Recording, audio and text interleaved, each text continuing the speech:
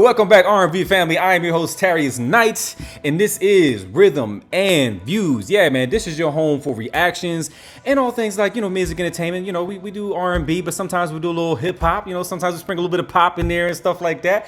Well, today, man, this is one of the episodes where we're going to have a very special guest on board here with us. And like I told y'all, we're going to do these special interviews and highlight and give these flowers to these amazing artists that we have out here, So we're going to do our part to spread that word, spread that love, spread them flowers. So I also have my co-host here with me today, as before, the one and only Nico 609. What's good, man? Ladies, and boy-headed babies, it's the kid Nico 609 of R&B Uncensored. Thanks for having me, T. That's right. So let's talk about the guests, man, and let's bring them on. Go ahead, Nick. What's good? All right, today, listen, we have a very, very, very, very, very, very, very special musician. I would like to call him a legend myself. Yes. This gentleman has been on stages with Boyz II Men, Glenn Lewis. The list is crazy. Lyfe Jennings. Bro, listen, it gets even better. He's been on there with Aretha Franklin. Let's get straight to the point, man. It's none other than the legendary Brent Jolly. Make some noise for Mr. Brent Jolly, everybody. Yeah, welcome to that's right. Give it up. That sounded really good, man. I was starting to look around to see who you were talking about, man. Brother, your story is amazing, man, and we're going to get right into it. You got some questions for the good brother? He's going to start off with the questions first, and I'll ask a few questions. Absolutely. And it's how the show really rolls. I'm kind of glad you. I'm not kind of glad. I'm glad you're here, Nick, because it was. I'm kind of glad you're here, but a little bit. I'm happy to be here too, man. I'm happy. Yeah. Hey, Nick, I was saying to Brett earlier that didn't we do some shows? We did some shows with him, right? Because I mentioned the time, right? So there was a thing that we had met him before, right? If I'm not mistaken, it was in Atlantic City. It may have been for the the festival they had. Yeah. We did a show with you there. I forget. You may have been there with the Intruders. I forget who you were there with. Mm-hmm. Yeah, I've done a lot of things, and believe it or not, just at the point now where it's kind of tough to remember all of them. But yes, I've done a lot of things in Atlantic City, and I've played for the Intruders, of course. And actually, it might have been the HBO special. Was it? It might have been the Bugatti. I'm not sure. Whatever it was great. I'm sure. Nice. It was. Yeah, you played amazing. You was amazing. First off, I didn't know you played so many instruments. Mm-hmm. And, you're very, very talented. Very, very, very talented. And I like to be well-rounded, man. Listen, if I can't get a gig as a bass player, I'll go as a keyboard player. I don't care, whatever it is. I like that. Let's hit it. And T, hey, sing, bro. Yeah, one of the things I was talking to him before you got on was I saw he had a kind of like an introductory video where he's talking about himself and different things that's been going on and stuff. One of the things that you mentioned in that video was you talked about how the music industry has changed, and that really struck a chord with me because I really feel like me and Nick, we were just talking about this the other day, like how the landscape just changed so much. But so I wanted to kind of get your perspective on how you think the landscape has changed since I don't know, maybe like 80s, 90s to now. Well, I can tell you. And tell you really well. Back during the 80s and 90s, of course, they did things where they would bring bands on tour. I mean, people would go tour all over the place. It is not the same now. They don't, it costs a lot of money to take people from city to city, and I've done that. Lord knows I've done that. Yeah. But what it is that, now it's a whole different thing. They focus more on like singular acts, who basically sing, and they're taken for maybe like a weekend. Mm-hmm. I can say that, because of that now, it's the music industry is kind of dampened down, if that makes sense. Oh yeah, I believe that too. Completely. Yeah. And see what it is that, there are people that have played on radio but aren't anywhere near as big as like the Michael Jacksons, the Princes, mm-hmm. all of those people. It's a different scenario now. Mm-hmm. And there are not as many, and it's not as many record labels out there because the record labels were in conjunction with the radio stations, who were in conjunction with the concerts, mm-hmm. and you had to be part of like all three of them or one of them in order to get hooked up with the other. Right. Mm-hmm. So yeah, it's a different scene now, and it's more. It's definitely something you have to work harder to do, but you also get more of the money. If that makes sense. Great. And you know what? I got to chime in and say this too, because Nick laughs at me all the time. But when it comes to like the talent of these youngsters coming up nowadays, sometimes I kind of feel like I might be the old guy in the room. But when I look at the landscape, I mean, and you know what? There's a lot of, let me make this quite clear. There's a lot of talented artists out there, but I kind of feel like it's not the same. Like the talent level is not really the same, or maybe it's the subject matter. You know what I'm saying? Maybe it's the subject, because they ain't talking about nothing nowadays, a lot of these artists. But how do you feel about that? It is. You're right. The talent is not the same. The days of the Luther Vandrosses and the Michael Jacksons and the Marvin Gayes, man. I mean, there are people out there that can still do that stuff. Mm-hmm. The problem is whether or not they're being promoted, because the record label is not interested in just how great you sing. Mm-hmm. They're interested in whether or not you are marketable. Right. And that makes the biggest difference, because, back then, Aretha Franklin, she would just captivate you, and but nowadays you got somebody like, Justin Bieber or Chris Brown, who are good artists, but they're not on the same level as Aretha Franklin or Marvin Gaye. We got to be realistic about it. Yeah. Hey, Nick, I love how he said that too, because he said that it's not like there's not good talent out there, because there's plenty of great artists, but they're not getting that push. Like, what do you feel about that, Nick? All right, so this is how I think of it right now. Like, the internet allows artists to take control, on a creative aspect, to put it out there. But to go off what Mr. Brent said and what you said, I think artists today, they don't have artist development. That's a thing of the past. Mm-hmm. So back in the day, especially with R&B, it took a long time. It took a year or two just to get the artist vocally where they're at, to be able to be in an interview and not say every 2 seconds.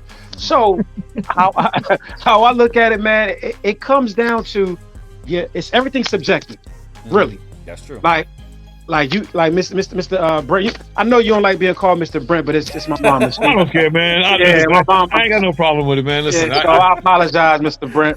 I'm good. All right. But you don't mind. My apologies. But we gotta understand, music does this all the time. It does a 360. So where we don't have the Luthers of your time, we do have your Ushers. Chris Brown is like today's modern day Michael Jackson. You have artists that are out there like Vito, Alec Bellinger, excuse me. Ayanna Lamise. We have a lot of artists that are on that caliber and that level, but like you said, they're not being promoted. And that's the big, especially R&B music. R&B music, you got to sit with. You got to let it sit in your soul and let it digest. Soul music, period. And absolutely. Now music does this. It's like a microwave. Quick. And I know I'm veering off from the question, but it's one of those questions you just can't answer directly, because I like the new music and I like the older music. But when I'm creating as a writer, I kind of go back to the old music to catch those cadences, to catch those chord progressions, to catch different things that, musically is not here anymore, because, it's here, but it's not. The light isn't shined on it, and this is what this platform is for, to shine that light on it. I'd actually played for Usher once. Yeah, I see. And he's a great guy, really nice guy. But there's a big difference between him, and some of the ones who have been out there, that had great ability. But it also stems from the industry, which is real important, because the industry, if they wanted to dedicate their time to developing these artists, like the Temptations, they gave them dance steps, they did everything for them. But do they go through all that now? Nowadays, these people hire dancers and they dance on stage, and you might find them somewhere in the crowd. It's definitely different. I think real quick, see, I want to touch on this real quick. What you said? Absolutely. It's because everything is microwave. Like, it goes back to what I was saying. Like, it's not like, you got the internet. You put a record up, it goes viral. Now you got this artist that's not developed, but they have a hit record. So now they're going on the road, and some people are looking at them as jerks or assholes, because they don't have the grooming or the understanding. A lot of these artists now are coming in rich, or they're coming in wealthy. So it's like, do I need a record label? I don't went viral over here. I have everything monetized. I have this, I have that. So it kind of makes the artist. It kind of makes the artists of before, like the artists that I hate calling them old school, but the classic artists, soul artists like your Aretha's, like your Boyz II Men's, like your Jodeci's, New Mhm. Edition. It makes those artists have to go on road with 7 different people just to fill up a 5,000 seater or a 16,000 seater. There you These are go. platinum. These are platinum selling artists. So Mhm. it shouldn't take that much. Like right now, New Kids on the Block, and I'm just using them as a footnote. New Mhm. Kids on the Block and Backstreet can put up tickets today, and all the tickets are sold out. Mm. Yeah. Mhm. You have a bill That's a fact. with New Edition. Like New Mhm. Edition did one of the best tours that I would have the privilege of actually going to go see, and literally, it took almost towards the end of the night for the house to be packed up. Mm. Yeah. That's And they were crazy. great acts. Yeah. And there are you had Tank, you had Guy, you had New Mhm. Edition, you had I said Tank, Guy, New Edition, He was just, yeah. Keith Sweat. Mhm. Yeah. Jodeci. Right. Exactly. Yeah. Yeah, they were You're on the right. tour that I saw. 112. Yeah. 112. Yeah. You got these artists you have to have that many artists to do. These artists should be doing arenas, not just stadiums. They should be doing 90,000. Like artists like yourself should literally, no exaggeration, you should literally not have a day off. Mm. And I'm sure you don't, but there shouldn't be a day. Yeah. There shouldn't be a day off that you have. And that's solely because the live aspect, like we just recently converted to a band. I'm gonna get off because I can be long-winded. We just recently converted to a band, right? Mhm. And the feeling from being in a live band from track is a total different feeling. Oh Oh, yeah. absolutely. Totally Absolutely. different feeling. Absolutely. And you know, when you get to be to my stage where most of my life I'm used to playing live for people, but then when you get to the point where you have to play for people who depend more on the tracks, I'm gonna put it that way. It kind of it's a letdown. You know, I've done it. I mean, as a matter of fact, I rehearsed with a lady. I'm trying to figure if I should let you know her name or not. We'll do it off camera. Yeah. Well, you know what? You know names. No, you know what? I'm gonna do this because you know what? You'll know her song. Put it that way. Okay. American Boy. Mm, yep. Mhm. I know Okay. exactly what it is. Okay. So anyway, we rehearsed and we were going to do it, and then she decided that she wants to do it with us playing along with the track Mm, because that's wow. what she's used to doing. Yeah. And I said, okay, this is a real drag, it's a letdown, but I was getting paid. I'm like, Yeah. whatever you want, it's fine with me. I know the song either way. But that's also a part of music that needs to be talked about as well. Because even a lot of the old acts who can't perform anymore, they're relying more on tracks, and I played for them as well. It almost There's a kinda lot feels of it like- going on. It almost feels What's like that? the industry's getting lazy. It almost feels like the Well- industry's getting lazy. Yeah. Yeah, it is. Yeah. It is. But that's the way it's going nowadays. If you pay for a concert, you might be going to a concert and you expect to hear them, but you might be actually hearing more of the record because what they're doing is they're singing along with the tape. Yup. Mhm. Yup. All right, sing along with the tape, Yup. but you'll hear the tape in terms of vocally. Yeah, but it's like they don't even care. They don't even care. The artists don't even Artists- care. Artist development, man. That goes back to what I was mumbling on. Artists, these Mhm. artists aren't artist development. They're not doing vocal coaching. They're not Right. doing what it takes to really put on a show. The Mhm. working out. See, remember when we used to rehearse? We would rehearse Yeah. one song for 3 hours. Yeah. It's like the standard was up here, but now it's like down here. It's like you don't have to Right. do all that no more. You don't got to be great. Just get on there and just sing with, like you said, sing with the track, and you Sing be with all the right. Yeah. And that's it. I mean, it's terrible, but it's what's going on. I mean, I saw the Beach Boys. Oh Those- yeah. Okay. These guys were so old that then they came out on a thing, they couldn't even lip sync to their track. Wow. they were so old. That's I said, crazy. man, this is terrible. And the other group, but I'm not gonna mention them because I already did too much already. He's keeping it real. I like that. That's the important part. yeah. That's Go all. ahead, D. I watch, and we get back into the question. This is the beauty thing about this show, Rhythm and Views. We having real conversations, having fun. Yeah, 'cause you done said some stuff. I got 1,000 more questions in my head. Go Yeah, ahead, I D. told You you. can I ask her told about you. I watched it was a group, a really, really, really big band, Aerosmith, right?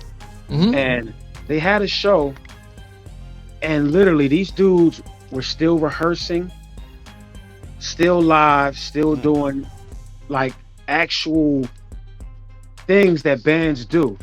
and the lead singer, I forget his name, Oh damn, Steven Tyler. Steven Tyler. Mhm. Yeah. Okay. Literally was it like, look, we got to be here at this time, and he was giving out fines for anybody that was late.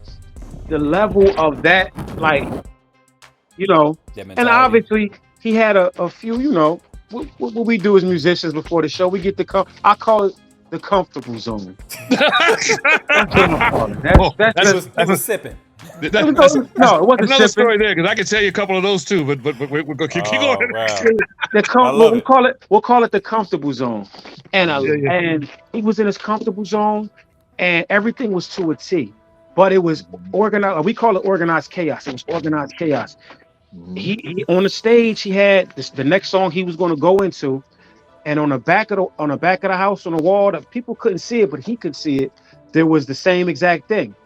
And when I say the show was amazing, it was flawless.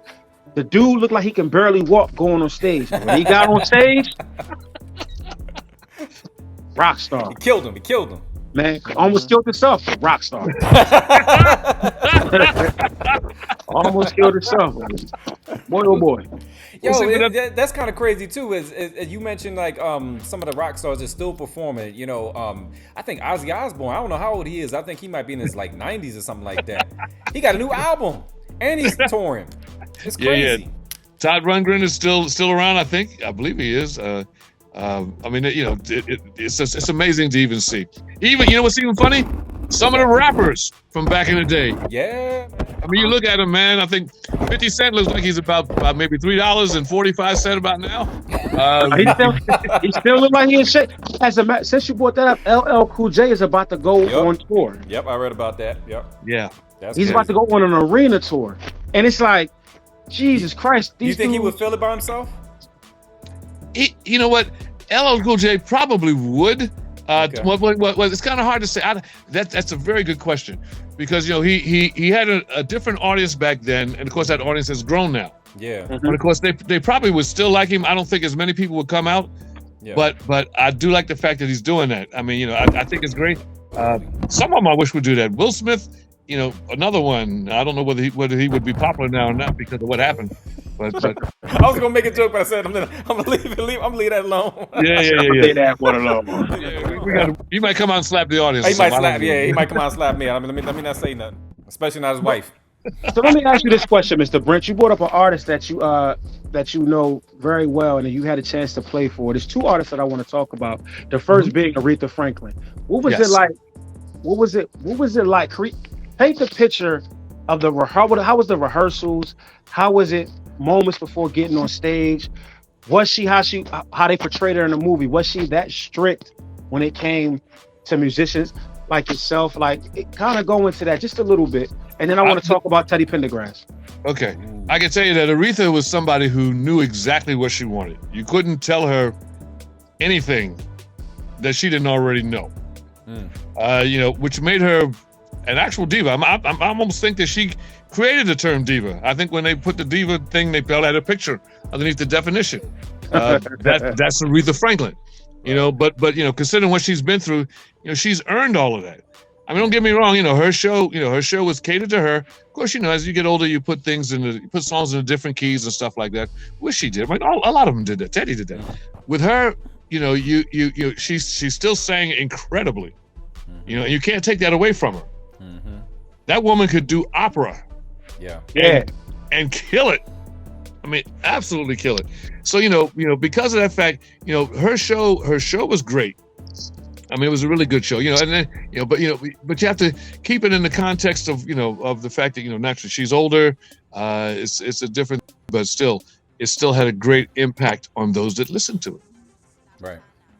Right. Yeah. So, in regards to her, you know, that hope that answers your question. I hope it did. Yeah. It answers the question. My other question was Teddy Pendergrass, the legend, the Mr. Close the Door. Now, The time that you worked with Teddy, this was Teddy in the wheelchair. He was actually wheelchair confined. That was the show in California. Was that the show in California that you did with him? California. We were at the Will Turn Theater in Los Angeles, and so and that was my third gig with him.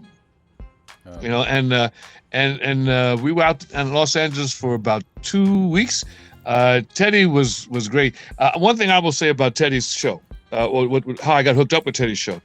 Teddy had another bass player who was playing for him, and they were supposed to go to Mobile, Alabama.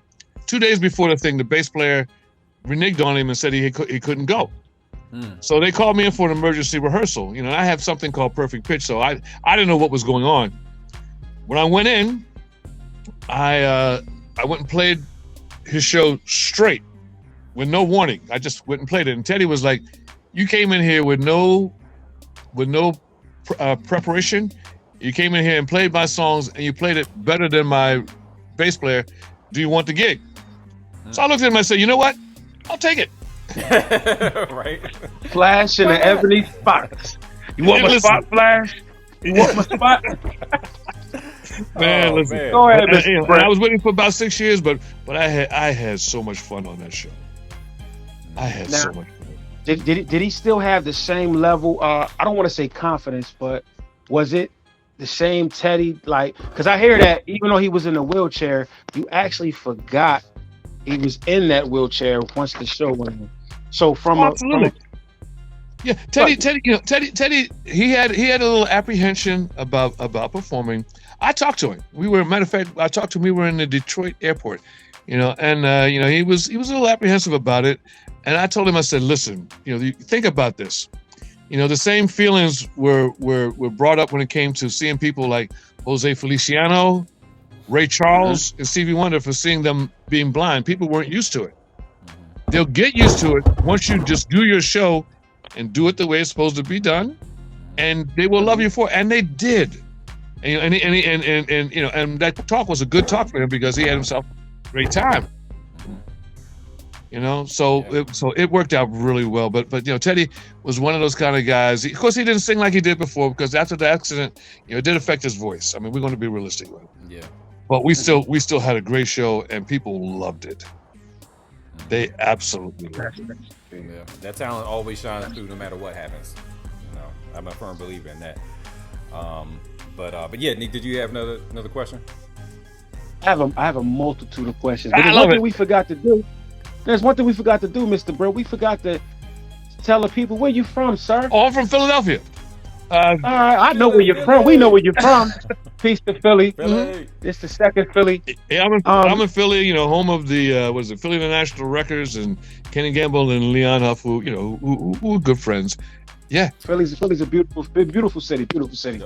See, you got any questions? Because I got about 2 or 3 more questions. Yeah. So one of the things that I saw during your presentation on YouTube was you really made a thing about live music. I personally, and I don't know whether it's because I'm a performer myself, but I love watching live. I could either be performing or I could just be watching somebody, but I love live music. Why do you think the world needs live music? Because of the energy that comes from it. You gotta understand that, when you go out there to a tape or something like that, I mean, once that tape, if the artist is digging what you're doing, once that tape ends, your song is over. Yeah, absolutely. With live music, you can take that joker for as long as you want till you collapse on stage.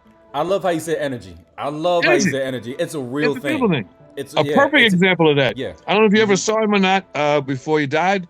Prince. Oh, I wish I could have, man. Let me tell you about Prince. Yeah. Prince, when most people's shows would last about an hour and a half, Prince would perform for 3 hours. Wow. He would wear his band out. They would be tired on stage, and Prince was still going like, "What? Y'all can't hang?" That's crazy. But his show was incredible, from the very first part to the very end. He just went at it, and I said, I don't know what in the world is up with this guy. Yeah, like where's he get the energy from? Yeah, he probably just loved performing. He loved, giving the world, showing the world his gift, And, yeah, he did. And he was just incredible, man. He's one of the icons out there. But he showed you about live music. The thing about it is live music, people, if you have live music, people can feel it better. Yeah. So if people can feel it better, it's a great thing to keep it going. I mean, naturally, nobody can stay strong throughout the whole entire life. We know that. Yeah. Sure. But that doesn't mean that people they will love what you can bring to them. Whatever you have left, you make up for it and just go and do it. Right. But make it live. James Brown was another one. A live show. You know the energy that came from his shows.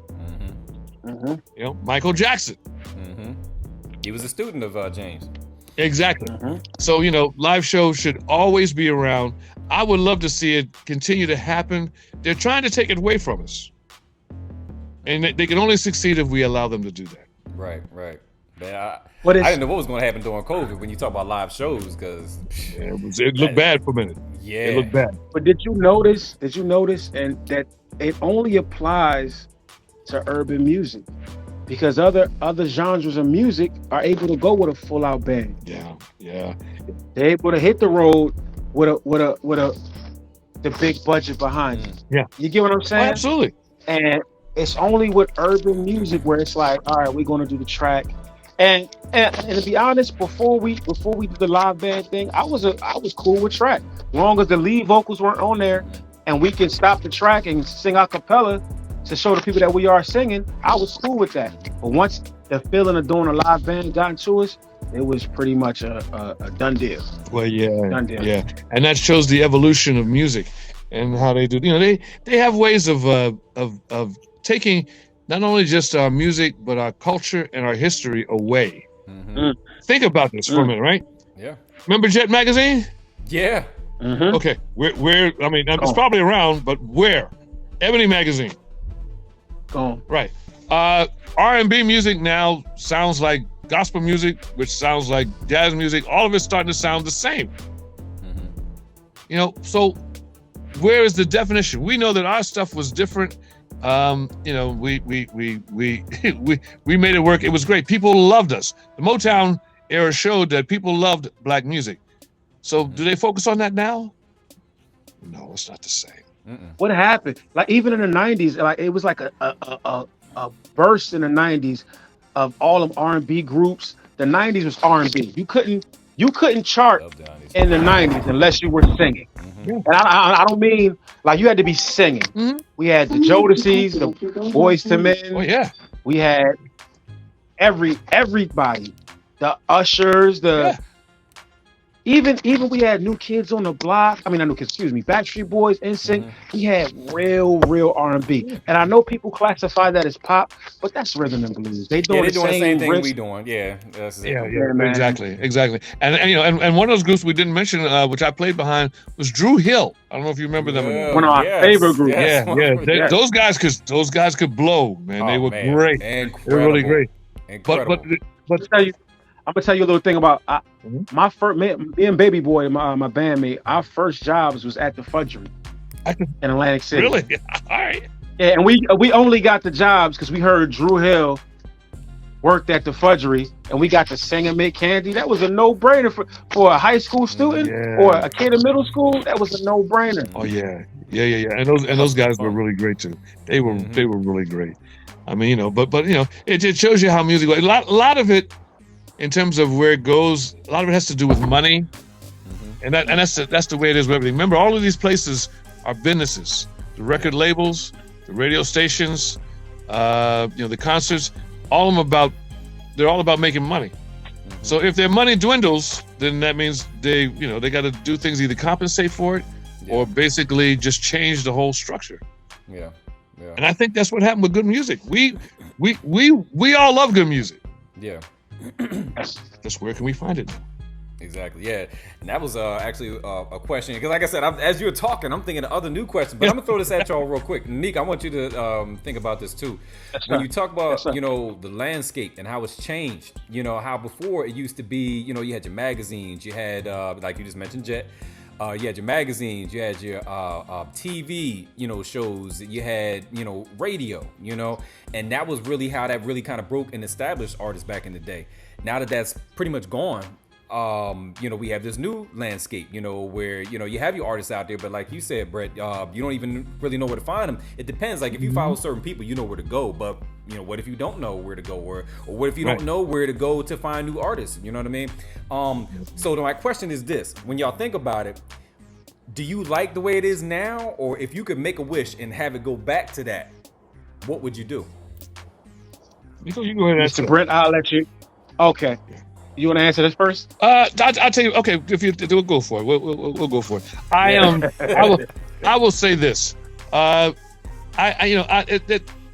know the music is different now. For me, I don't try to make it seem like it's a generational thing, because naturally, I'm older than you guys. Yeah. But by that same token, when I try to feel the music of the day, I just don't. And and I'm not saying it's not all cases, because every once in a while somebody like Bruno Mars, hey, he's been great. But some of the things that I've been hearing, it seems like it's just like it's slow. The words are not the same. What I want to do, I would love to see music not be so much in control, or not so much be controlled by the labels that want you to sound a certain way. I want artists to be able to sound like who they really are. Does that make sense? Yes, sir. Right. So good music, won't have anything to hold it back or anything like that. No boundaries, no limitations. That's what I want music to get back to, because music is art, and art is expression. Yes, sir. And and somebody new doesn't have to sound like the next guy over here who sounds like this. What do you think about that, Nick? I think today's landscape benefits the artist more. You have more control over with the analytics. We talked about this earlier, T. Yeah. With the analytics, you can kind of see where your audience is and who's listening to your music. You have more control as an artist. I do agree with Mr. Brent. The problem is a lot of these artists are trying to mimic other artists because it's what's hot now.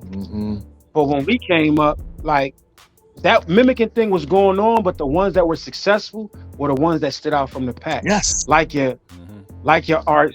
I know people don't want to talk about it. It's like taboo to talk about the brother. But R. Kelly started on that path of trying to be like Aaron Hall. But then when he became R. Kelly, he was being more creative. And he branched out and he blew up. Right. And he blew up. Like, look at Bruno Mars. Bruno Mars, he's like, you know what? I'm not going to do what the industry tells me to do. I'm going to do me. I'm going to make the music I grew up on. Now, obviously, BPMs change. The chord progression is pretty much the same, but the beats per minute, you know what I'm saying? Like before, where it was a 98, it's like a 144 now or something crazy. And you got to kind of stay in tune. If you're an artist that can stay in tune, and like I like to tell T, don't be the old nigga in the room.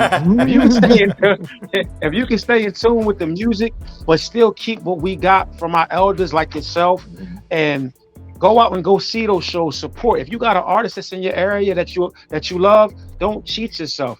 And I think, to get back to what you're saying before I go into that, T, today's platform is a little better because the artists have more control. Back in the day, you got artists that didn't understand about publishing. They didn't understand about royalties. They didn't understand about mechanical royalties. They didn't understand nothing about the music business. They just knew how to sing, and they had a talent, and there was somebody making money off of them. Now, that don't mean it's not happening today, but it's a lot less of that happening, and more artists becoming not wealthy, but becoming rich. Exactly. You have more and believe it or not, being wealthier than what they were before, because just because you had a record label doesn't mean that you were a multi-millionaire.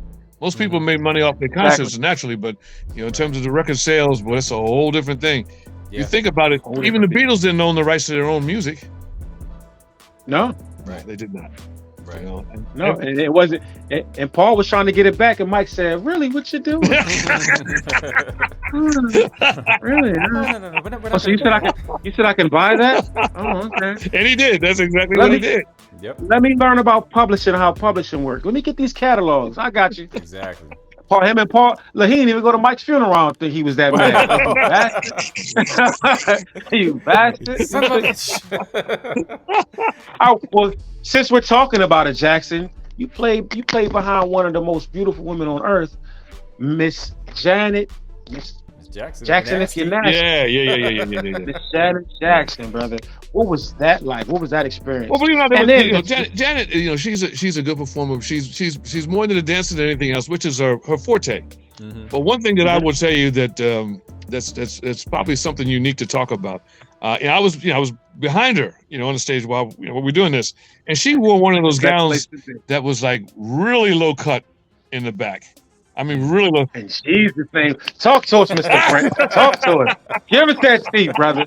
Talk to us. I was behind her, and the one thing I noticed, she had, I mean, it was solo. She had a great tattoo right above a certain private area in the back, and I was just looking at that tattoo all night because I said, "Man, that's a beautiful tattoo." Amen. Amen. Clap that up for Mr. Prince. Clap that up. Oh my God. It made me play better. My God, my God. Yeah, I bet. Oh, Had man. attention, sir. Talking about drawing energy. You drew energy God. from that. Motivation. Oh, man. And another amazing thing that you did, what I thought, doing more research on it, something I didn't know that me and T didn't know, is you actually sang in a choir with one of the best vocalists Yes. of our generation, Celine Dion, Celine Dion. and Madison Square Garden. Madison Square How was Garden. that experience? That was interesting because on stage when we were singing with the choir, and she did a song, I think it was called "The Man" or something like that. The curtain raised, and I could see from where I was on the stage, because I was on risers, I could see there was not one empty seat in that place. Wow. I mean, I could see it, and it was like really amazing, and we enjoyed it. We had fun with it. And Celine is one of the nicest people that you could probably know in the business. She said that she still got a little nervous before each show, but she came out and did what she had to do, and really nice lady. I mean, I can tell you the ones who are really, really nice, and there's some that There's always somebody. Yeah. there's always somebody who's a little bit off, Yep. Yeah. Yep. Always You know. that one. And you wouldn't expect it. Like now, Rhythm and Views family, don't judge me, right? But I went to a Celine Dion concert, Mm-hmm. Okay. and like you said, it was packed. Yes. I'm talking about packed. Mhm. There was not a seat in the house. So she gets to the part. I think it was her callback song. So after the show was done, Encore. and the encore Right. song, yeah, Mhm. encore. Excuse me. And it was the song from the Titanic. Titanic. Yes. Brother, listen, she sung this song, and chills. Mm. There wasn't a dry eye in the Oh building. yeah. Yeah. And when I say chills, Mhm. so when I seen that you did that, like, what was that experience on stage? Because she's a vocalist. Yeah. Like you could strip the music away, and she can sing flat foot. What was that experience like? Yeah, and that was quite an experience in and of itself, because one thing about it is, when you get to hear people on recording, it's a difference between hearing them on recording and hearing them live. Hearing her live was like, wow, she's just incredible. And and I was, I played behind a lot of people, but I was impressed with her because it was like her voice seemed so natural. I mean, I know it's been years since I've done that, but you get to the point where it's like you remember something like that. There are very few people like artists that I will remember playing behind them because of the way they sang. Because some people sing better than others, but Celine Dion is one of those that. And not only did I do that at Madison Square Garden, I also sang behind her at the Mann Music Center here in Philadelphia. Oh, huh. Yeah. Nice. Dope. Oh yeah, yes. I did it twice. Incredible. Oh, So you got any more questions for this legend? I want to know about your perfect pitch. Can you explain for the people who don't really understand perfect pitch? What is Sure. that? Perfect pitch. Please do. Perfect pitch. The different degrees of it. But what it is, I have perfect pitch, which means that this is probably a weird thing. I can hear just about anything. Like if you bumped your head, I can tell you what key it's in. Wow. All right. That's crazy. So what it does is that for me, I can actually, mine is developed to the point where I can hear a song that I've never heard before, and as soon as I hear it, I can play it Wow. right after I Once hear just it. like if you just hear it just one time, you can. One time, Wow. and I can Okay. play it. And That's that incredible. got me through a lot of things. That's how I got my gig with Teddy. There was this artist, a jazz artist by the name of Angela Bofield. I had to do her show, and what happened was they called me at the last second to come in and play. So I listened to a tape of her show in her hotel room, and then I went out and played it. Wow. Yeah, that's what perfect pitch does for you. Depending on how much of it you have. Some people have it, but they only have it to a certain extent. They can hear certain notes, but they can't hear every note. I can hear everything. That is a gift. That's It's an a blessing. absolute gift. You can't even explain it any other way. That's just a gift. Yeah. Yeah. Yeah, yeah. That's amazing. Plus, it works against you too, because sometimes if somebody's really off key, it'll give you a headache. Yeah, I know. Guilty. We've Guilty. gone through that, like hearing different people be like, "Oh man, they don't hear that." You don't hear that? It's crazy. It's crazy. It's But a tough deal. I wanted to definitely make sure that we take a little bit of time and discuss some of the things that you're doing right now. You and I talked about one of the things one of the original things. I don't think I've ever heard of this, at least not recently anyway. Talk about some of the things that you got going on, and especially that one thing. Okay. Well, the one thing. We'll do one. First off, in Philadelphia, on Wednesday night at the Crab Tavern, I do an open mic thing. You know, you come on out and I host it. But come on out, you know, and sing, play, or whatever you want to do. Do comedy, anything. We got you on that. All right. So that's in Darby, 201 North McDade Boulevard in Darby. That's for the open mic thing. Okay. And I'll put that on the screen for you too. Hey, great. Thank you, sir. Appreciate that. And as for other things, I got something different since, you know, people still want to be able to do music. I started something that I call a melodygram. Okay, this is the way the That's the melodygram. question I was going to ask. Yeah. This is an interesting thing because nobody really is doing this, at least not that I know of. Melodygrams are your personal messages put to music. So in other words, like you know, if you want to tell somebody that you love her or something like that, and you want to do it in the style of R. Kelly, I will put the music together with your words, your names, and put it in a song, record it professionally, and send it to you. I can send it through email. You can send it to her. You can keep it for yourself. And I will shoot the video to go along with it. Or you can send me video files. Genius! That's hot. Clap it up for that one. Clap it up for that one. Clap it up. That's hot. My man. That's hot. I like I'm doing that. this with That's I'm doing hot. this with a lady by the name of Tony Trower, who's also, you know, my assistant with this. But we're doing it. It's basically kind of it's been around for a minute, but it's actually people have been loving it.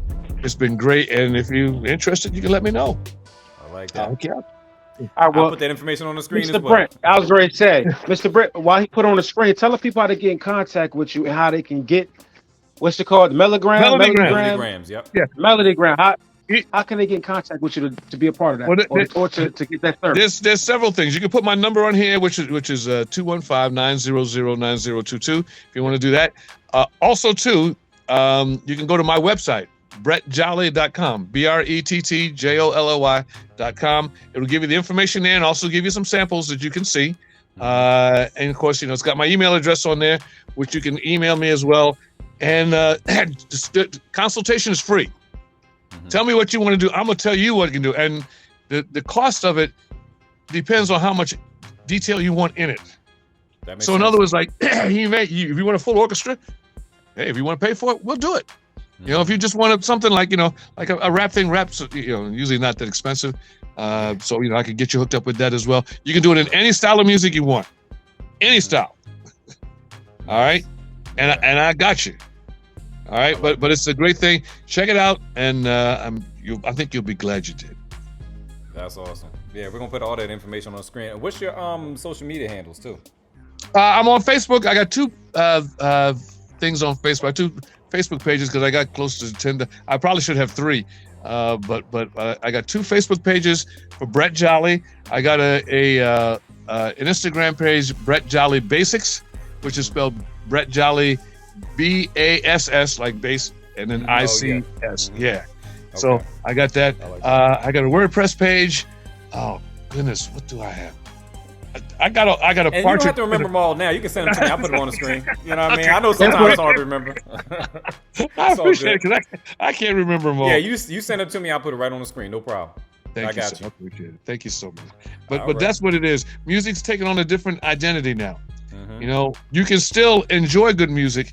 You know, you may not have to go through the radio. Yeah, You know, but come to me and I will help you put your music together. There it goes. There it goes. Y'all heard, you come to Mr. Brent Jolly. There you go. And I got an accent, so I'm saying it's Brett, but the end keep popping out. So y'all go to the brother, man. Y'all Absolutely. show some love.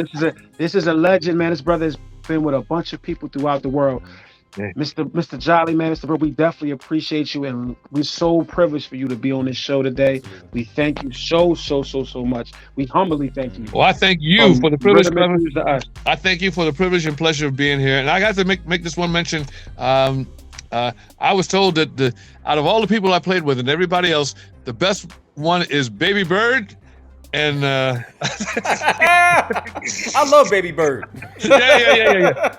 He's the best one. And I told him, I said, I'm gonna make sure I say that. So help me. So I wanted to put that down. Well, when you see Baby Bird, right? Yes. Tell him when you talk to him, tell him to remember when Big Red hung him out the window. and tell him, do he remember our office hours, all right? I love you, Baby Bird. Love you, Baby Bird. You and the Ebony Sparks, holla at us, you know? Oh, this was beautiful, man. You guys are Man, fantastic. this is a Thank you so much. I really appreciate this. Yeah, this was thank great you, for us as thank well. you. This was great. All right, Mr. Brett, we appreciate you, man, and hopefully we'll have you on here another time. Anytime you want me.